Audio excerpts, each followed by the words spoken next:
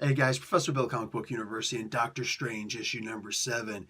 You know, is it so hard to just continue doing this, Marvel? Put, everybody's complete name on there? It's not that big of a deal, I guess, but for me, it's like, I personally, I'm a pretty prideful guy. I would like my whole name put on the front cover and on the inside, and then stapled all throughout. Okay, maybe I'm going a little bit too far, but nonetheless, this is the last time this issue is I don't know. It's saying last time. Sorry. This issue is called "The Two Doctors" Part Two. So this is Part Two to storyline. You probably should jump on the previous issue number 6, in order to understand what's happening here better. But I do think that the beginning in here actually does a good job of letting you know what happens. So you could probably just jump on with this issue, just for the sake of conversation. Not too many issue 2s allow that. This one I think does. Okay, so The Two Doctors, Part 2. Mark Waid is the writer. The pencilers, Javier Pina and Andreas Ginaldo.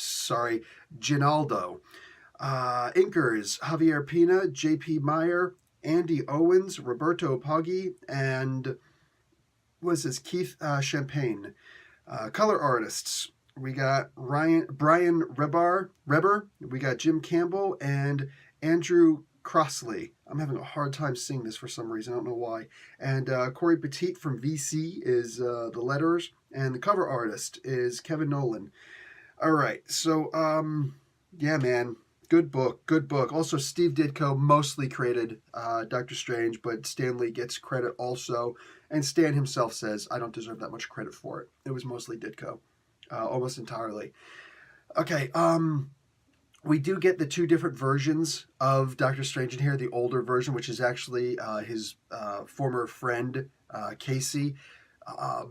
I think we're going to find out a lot more of what's going on here, because there is a mystery here. And I'm telling you, man, having a mystery in a Doctor Strange comic book is always a welcome return, because you don't, like the magical mysteries that we've seen before, sometimes you'll get a really good one, all right? But a lot of times it's not really that big of a deal.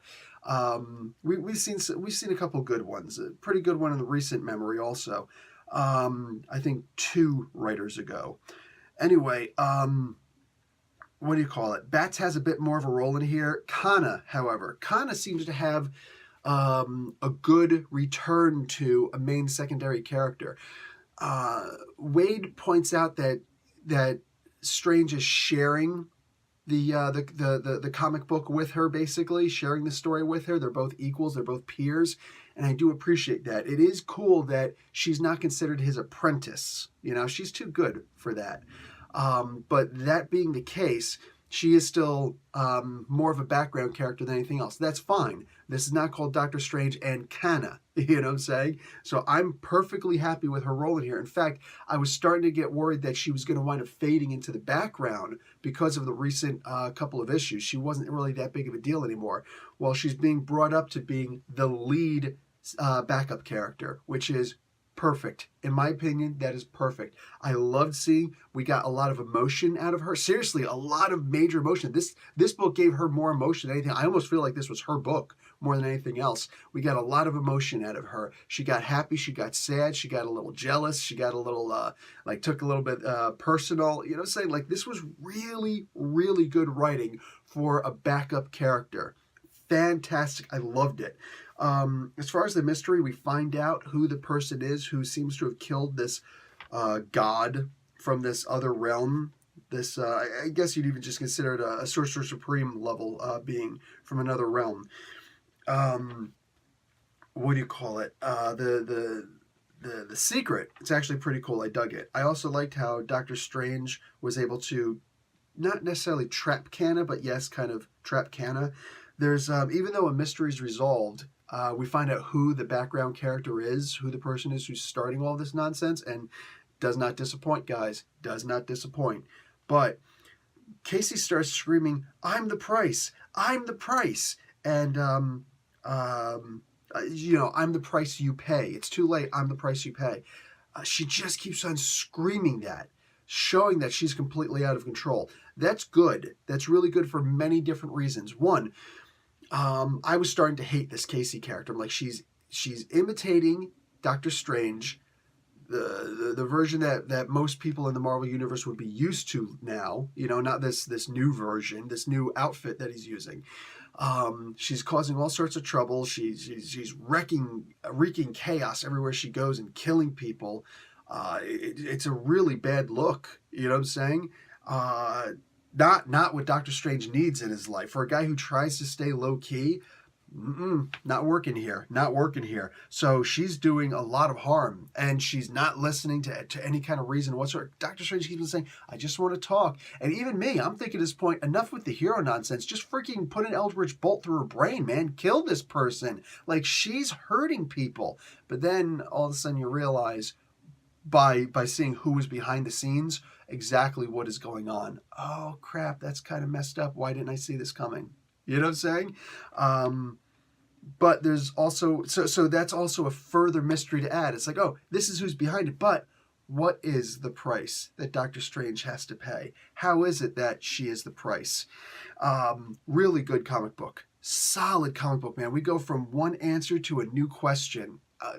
Digging the hell out of this. And of course, we're going to get the answer, or at least I imagine if we're not going to get the answer in the next issue, I can't wait to see how we're not going to get the answer. Like, is that going to be the new main mystery? Is that going to lead into something else that's an even bigger storyline? Because I love how the stories are from one arc. There's only been 2 arcs in here. We're on the second arc right now. But I love how one arc turned right into the second arc, where it's almost mandatory to go back and read from issue 1. This is a fantastic comic book. I love this comic book, man.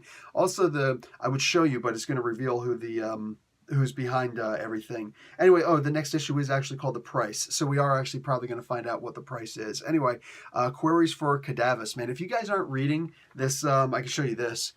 The letters page is actually 2 pages of the letters page. There's the other page also. The editor showing up as Cadavus. Like, that's hysterical. That's hysterical. I love that. I absolutely love that. Is it the editor? Is it maybe Mark Waid? Don't know, but this is great. I remember I mentioned that once before. Has to be mentioned again. This is one of those letters columns that you have to read. You know what I'm saying? Like, the Champions is easy enough to read because it's just a couple of tweets that they throw in. It's like, why wouldn't you read that? But this is must read. This stuff in the back, man. It is absolutely must read. Love it. So I can't find, realistically, I can't find a single fault with this comic book, man. Anybody who's not liking this comic book, I'd really like to know why. Instead of just, I don't like this comic book. Okay, why? Because it's very hard to find someone who can't sit there and give you a dozen or so reasons why they love the comic book. Great new take on Doctor Strange. Just, man, how can you not like this? But I am curious. Comments below. Anyway, guys, Professor Bill, Comic Book University. Class dismissed.